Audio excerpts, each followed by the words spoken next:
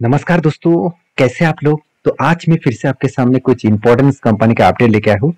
और आज मैं जो कंपनीज के बारे में डिस्कशन करूंगा वो सारे कंपनीज के टेक्निकली चार्ट पैटर्न कुछ शानदार लेवल में बना है और उस लेवल आपको जानना है। और तो इस वीडियो को जरूर देखना चाहिए।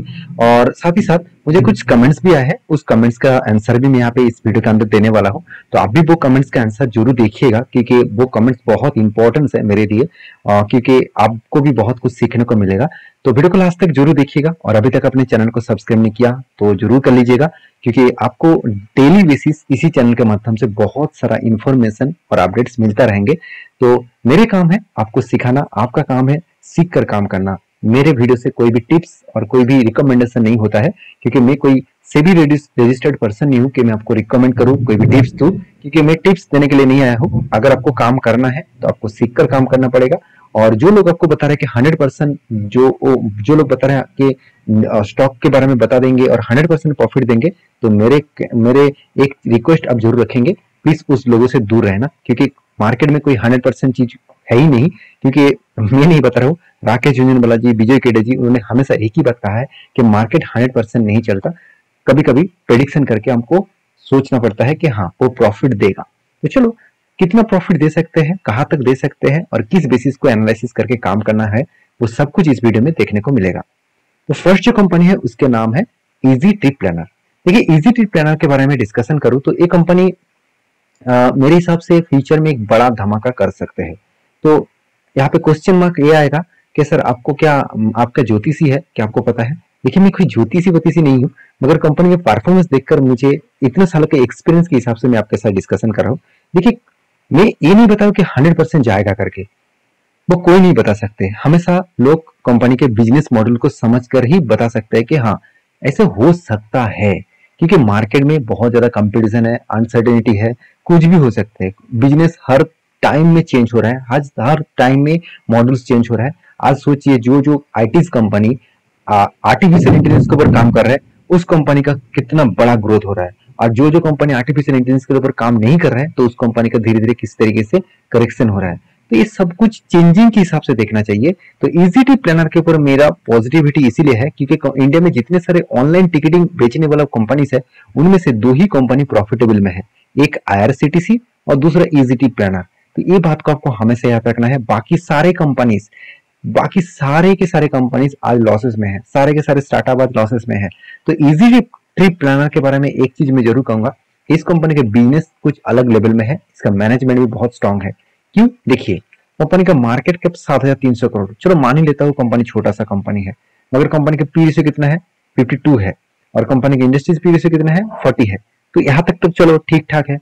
कंपनी के ऊपर अगर मैं पी रेशियो को मैं एवरेज पी रेशियो के हिसाब से दिखा दूं तो एक टाइम पी रेशियो चला गया था 122 के आसपास, और आज वो गिर के कहां तक आ गया? 50 के आसपास। इसका मतलब कंपनी का जो एवरेज पी रेशियो है 5 साल का, वो 66 के आसपास है। इसका मतलब कंपनी अंडर वैल्यूड है। देखिए, मेरे हिसाब से तो अंडर वैल्यूड है, आपके हिसाब से कुछ अलग हो सकते हैं। तो देखिए, कंपनी के जो बाकी परफॉर्मेंस जैसे ROC ROE बेस्ट है, प्रोमोटर के पास होल्डिंग्स भी ठीक है, डेप्थ एकदम लेवल्स में है, जिस तरीके से डेप्थ होना चाहिए एकदम ना के बराबर उसी तरीके से डेप्थ है, छोटा मोटा डेप्थ लेके रखा है। देखिए, कंपनी के इनकम से कंपनी के डेप्थ ऑब्वियसली 50% कम है, चलो ठीक ठाक ही है। कंपनी के देखिए वीकनेस कहाँ पे है? अर्निंग पर शेयर बेकार है, तो उतना अर्निंग पर शेयर में कंपनी अर्निंग उतना ज्यादा नहीं कर रहा है। कंपनी के पैग रेशियो तो ठीक है, 1% के नीचे है। वो हाँ, एक बात मैं बताना भूल गया कि बहुत सारे दोस्तों ने मुझे कमेंट्स किया कि सर पैग रेशियो होता क्या है। मैं इसके ऊपर एक डिटेल्स वीडियो आपके सामने लेके आऊंगा, किसी न किसी वीडियोस के अंदर मैं इन डेप्थ आपको बताऊंगा कि पैग रेशियो होता क्या है। तो ये पैग रेशियो बहुत इंपॉर्टेंस है। कोई भी किसी भी कंपनी के फाइनेंशियल आप एनालिसिस कर रहे हैं, फंडामेंटली एनालिसिस कर रहे हैं, तो मेरे हिसाब से पैग रेशियो देखना चाहिए। तो देखिए, कंपनीज के जो EBITDA मार्जिन है वो भी बेस्ट है, रिटर्न ऑफ एसेट ठीक है, इंटरेस्ट कवरेज अच्छा खासा है, ROC अच्छा खासा है। तो इतने सारे पॉइंट्स अगर बेस्ट है और साथ ही साथ क्विक रेशियो भी 1% के ऊपर है, ये भी बेस्ट है। तो इतने सारे पॉइंट्स अगर बेस्ट है तो कंपनी के ऊपर कुछ ना कुछ तो ग्रोथ होगा। तो ग्रोथ कहाँ पे हो रहा है वो भी देख लीजिए। क्वार्टरली देखिए, कंपनी जिस तरीके से सेल्स को इंक्रीज किया और उस तरीके से कंपनी एक्सपेंस को भी मेंटेन किए और उस हिसाब से कंपनी प्रॉफिट को भी मेंटेन किया। देखिए, प्रॉफिट का मार्जिन देख लीजिए, एक टाइम तो नेगेटिव में था, आज वो बढ़ते बढ़ते कंपनी का 30 to 40% के आसपास बन चुके हैं।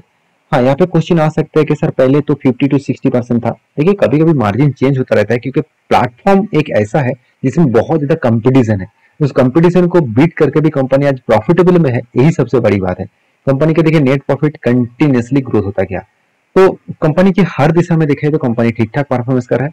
और रही बात एज ए इन्वेस्टर के, देखिए प्रोमोटर के बाद सबसे ज्यादा होल्डिंग्स देखा जाए तो पब्लिक के पास है, उसके बाद एफआईएस और डीएस के पास छोटे मोटे क्वांटिटी उन्होंने होल्डिंग करके रखे हैं। और रही बात कंपनी का लास्ट कुछ फ्यू डेज का डिलीवरी के रिपोर्ट के बारे में बात करें तो कुछ खास डिलीवरी नहीं उठाया जा रहा है। जिस तरीके से डिलीवरी डाउन साइड में देखने को मिला, मुझे लगता है और भी करेक्शन होने का चांसेस है स्टॉक के ऊपर। तो कहां तक करेक्शन हो सकता है उसका मैं एक टेक्निकली चार्ट पर आपके साथ शेयर करूंगा।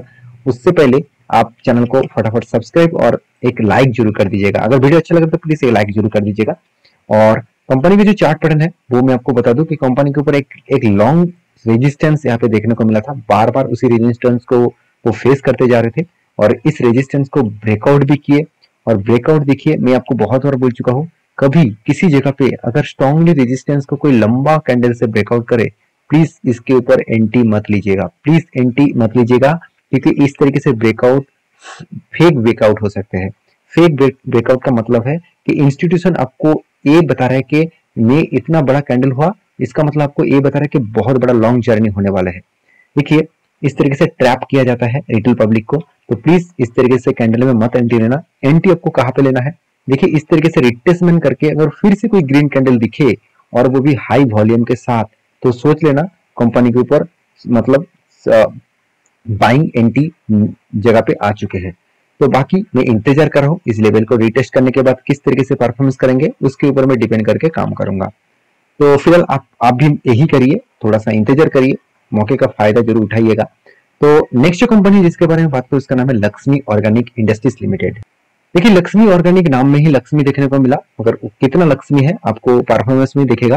देखिए मुझे तो लगता है इस कंपनी ऑब्वियसली लक्ष्मी है, क्योंकि कंपनी का आरओसी आरओई खराब है, इसका मतलब ये नहीं कि कंपनी बेकार हो गया। कंपनी का पी रेशियो ऑब्वियसली हाई है और इस हाई होने के कारण कंपनी के ऊपर एक प्रेशराइज देखने को मिला है। अगर यही चीज को मैं कंटिन्यूसली आपको दिखा दूं तो कंपनी के जो हाई पी रेशियो है कितना है, 102 था और आज कितना पे है, मतलब कितने पे है, 80 के आसपास। तो एवरेज पी रेशियो 42 है, इसका मतलब कंपनी ओवर वैल्यूड है। कंपनी ओवर वैल्यूड है, इस ओवर वैल्यूड होने के कारण कंपनी के ऊपर एक करेक्शन देखने को मिला, पहली बात। दूसरी बात, कंपनी का जो बिजनेस है वो स्पेशलिटी केमिकल्स के ऊपर, जिसका डिमांड मार्केट में बुरी तरीके से पिटाई हो रहा है, बुरी तरीके से, क्योंकि मार्केट में जो डिमांड है ना ग्लोबली मार्केट में स्पेशलिटी केमिकल्स का, उसका डिमांड एकदम घट चुके हैं, जिसके चलते हर कोई स्पेशलिटी कंपनीज के ऊपर कंटिन्यूसली करेक्शन देखने को मिला है।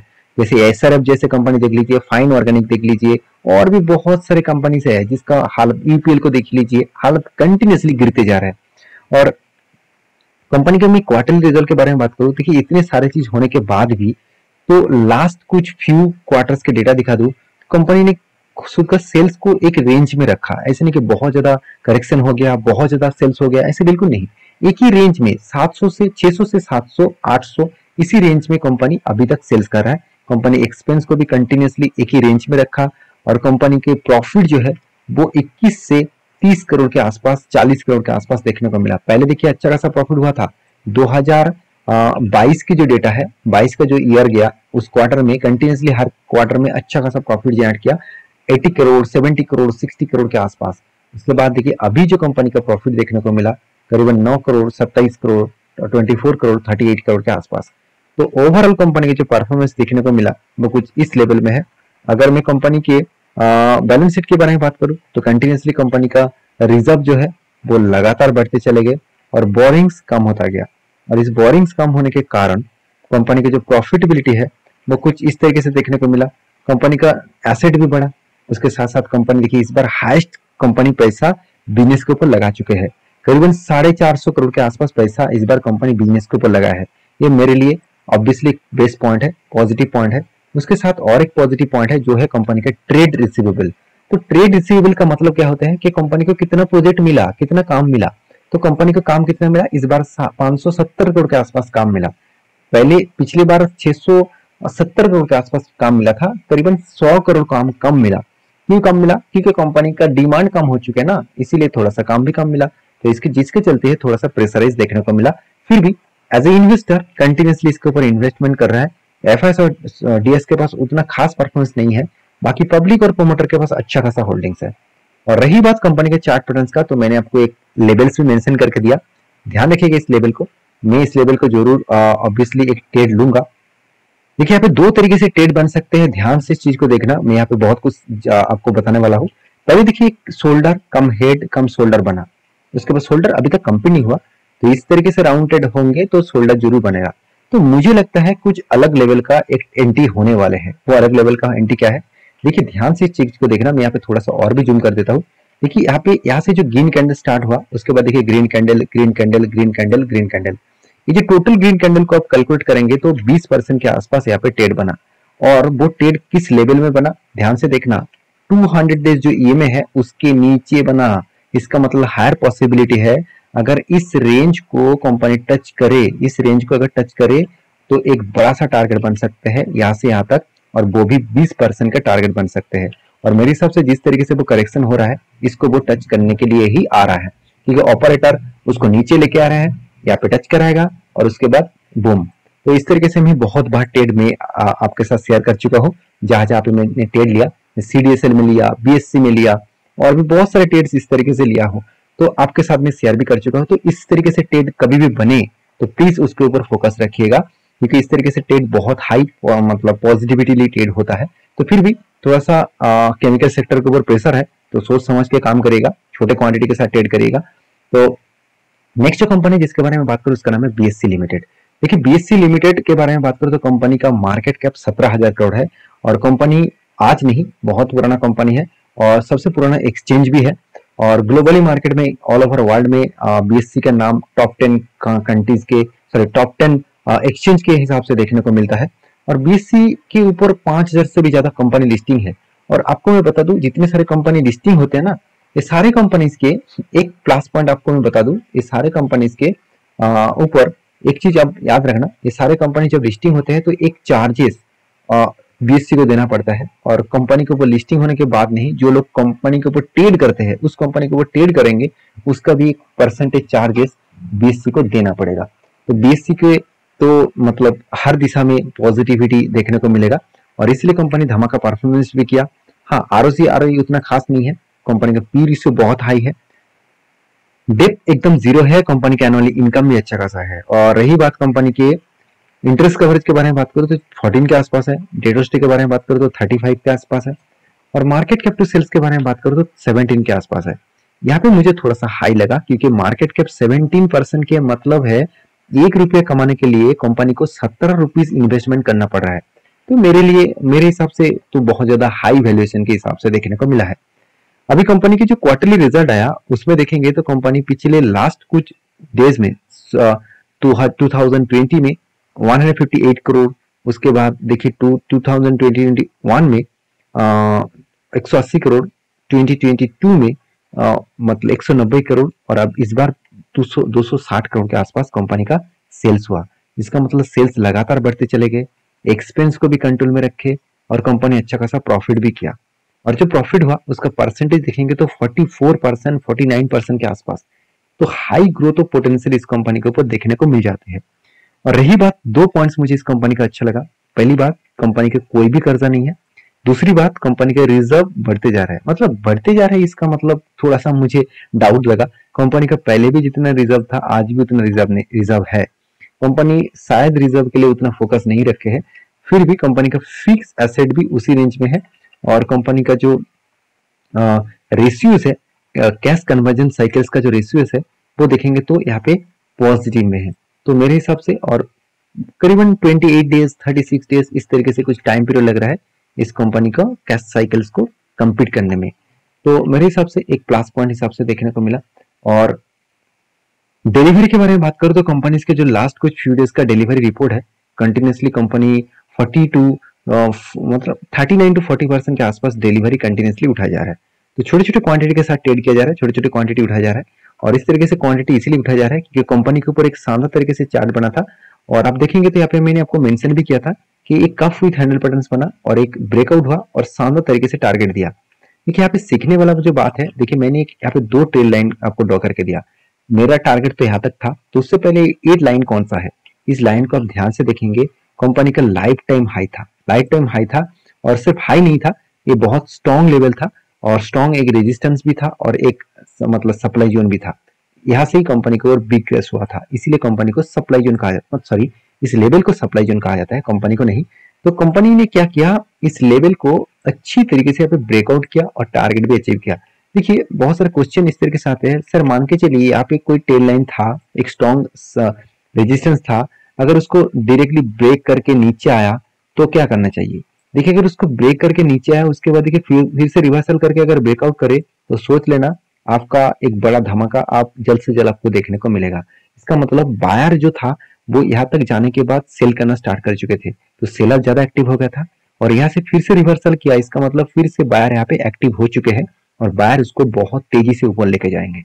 तो इस तरीके से सारे चीज को समझकर काम करना पड़ता है।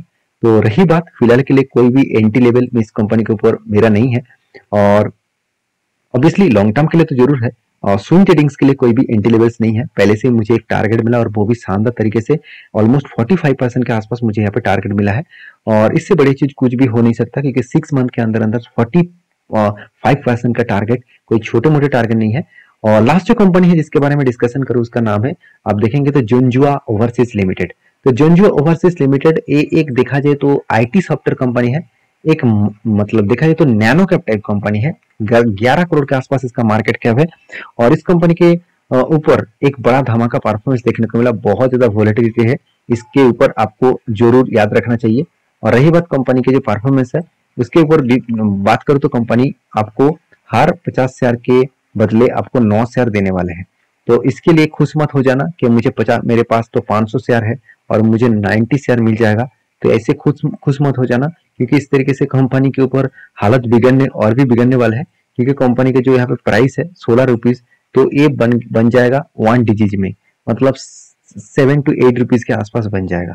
तो मतलब मेरे हिसाब से इसके ऊपर निवेश करने से अच्छा है तो मेरे पैसा मेरे जेब में रहे तो यही बेहतर है। तो बाकी आपका समझदारी है, समझदारी से काम लीजिए।